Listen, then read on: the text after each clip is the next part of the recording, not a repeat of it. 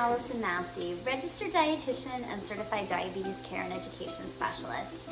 And today I'm at my stove making a delicious rosemary carrot cabbage saute.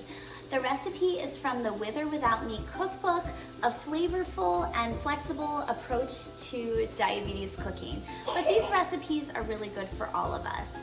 This cookbook was written by one of my favorite registered dietitians, Jackie Nugent, who writes an array of delicious and mostly plant-based recipes for individuals. So you can find her online as well as all of her cookbooks, but I wanted to share this delicious and simple recipe that you can make at home. So what I started with, and I already started cooking this recipe, is I put in a little bit of olive oil into the pan.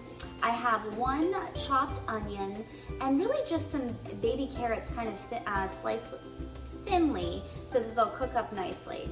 So I had olive oil and onions, obviously let that cook down a little bit, added my carrots, and then I added a tablespoon of apple cider vinegar. Just a tiny bit of salt.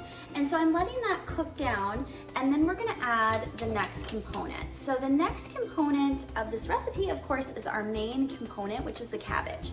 I love recommending cruciferous vegetables like broccoli, cauliflower, cabbages, Brussels sprouts. These are things that, you know, a lot of us see in the grocery store, but we don't buy as often as we maybe should. And sometimes it's because we get a little bit bored with how we prepare them. So I encourage you to try this preparation method for cabbage if you haven't had it before this way. A lot of my clients do make cabbage with onions and carrots, but the apple cider vinegar might be a little bit new, or adding the rosemary might be new. And the great thing is that it's just another way to kind of prepare cabbage.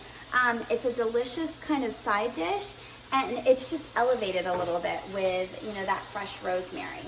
So I've added my cabbage here. I'm just gonna let this kind of cook and steam down. Meanwhile, kind of just trying to stir it up so that all my onions and carrots get in the mix here. Now with this, again, I'm gonna let that cook down. Once this cooks down a little bit, I'm gonna go ahead and add another tablespoon of my apple cider vinegar. So I'll go ahead and do that right now, so I don't forget it. And then I'm gonna add, as this kind of continues to cook, and I've got this on medium heat on my stove right now. As this continues to cook, I'm going to add the rosemary. So I have, what I like to do with this recipe calls for about 1 teaspoon of fresh kind of chopped rosemary. So I've got that here, which I'll go ahead and kind of sprinkle a little bit of that in. But also, if you buy kind of the packs, or if you are growing it at home, just kind of get a sprig, and then I'll just kind of throw that in the pan. So it really just infuses that beautiful rosemary flavor into the dish. Your whole kitchen will smell amazing, and you know, you've got a nice kind of side prepared for dinner. So I'm actually going to use this cabbage kind of carrot side dish, if you will, as part of a rice bowl.